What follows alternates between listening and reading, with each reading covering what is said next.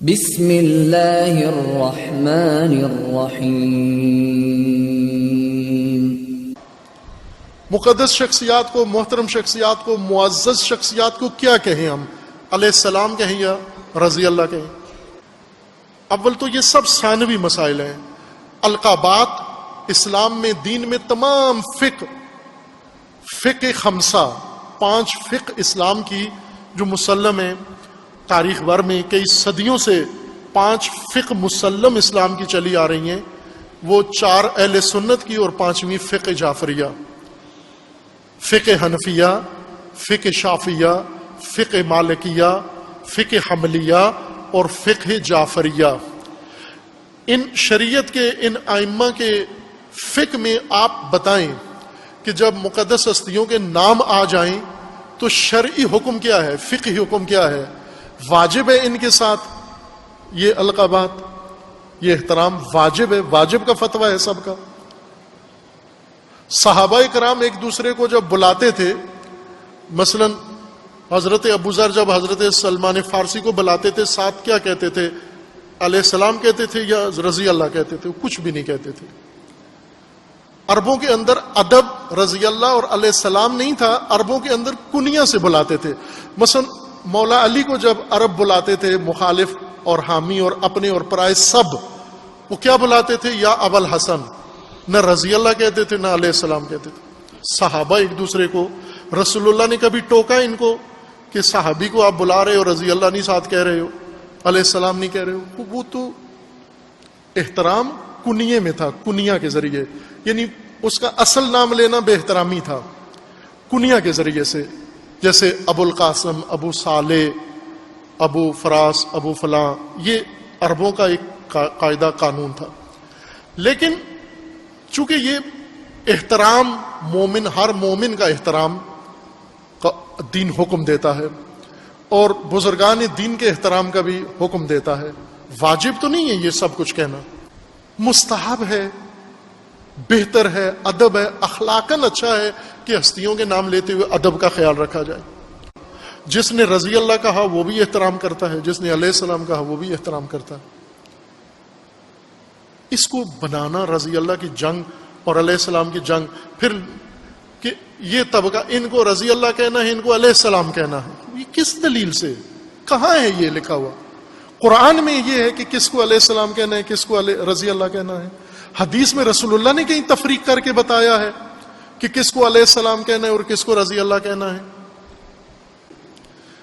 عمومی شعور بھی اگر انسان میں ہو تو یہ بات چھیڑتا ہی نہیں ہے کہ علیہ السلام مخصوص ہے انبیاء کے ساتھ۔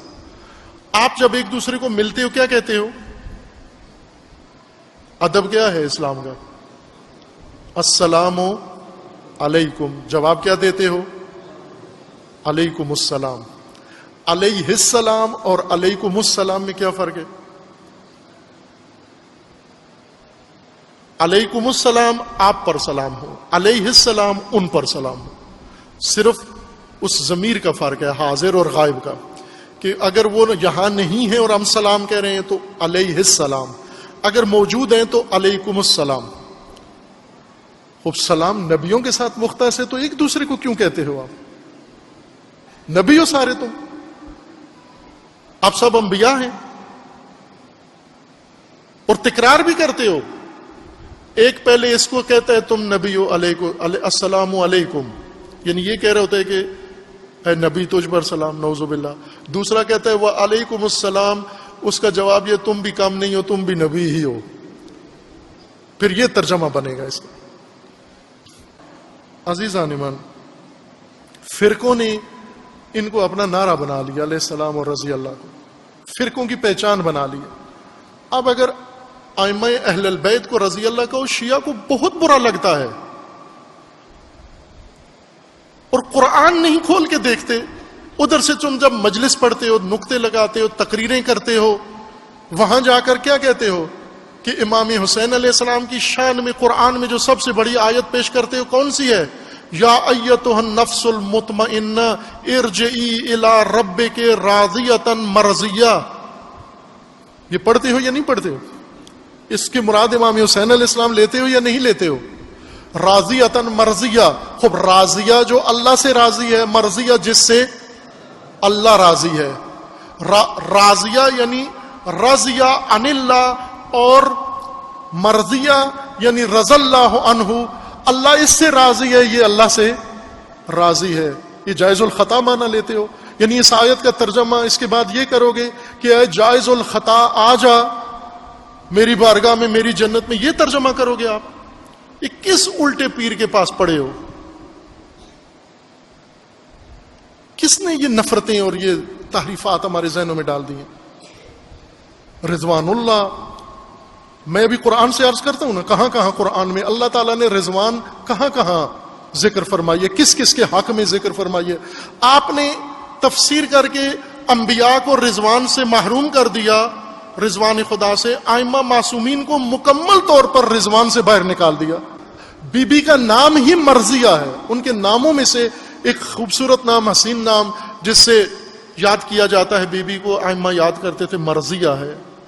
مرضیہ جس سے اللہ راضی ہے، وہی رضی اللہ عنہا ہے مانا اس کا.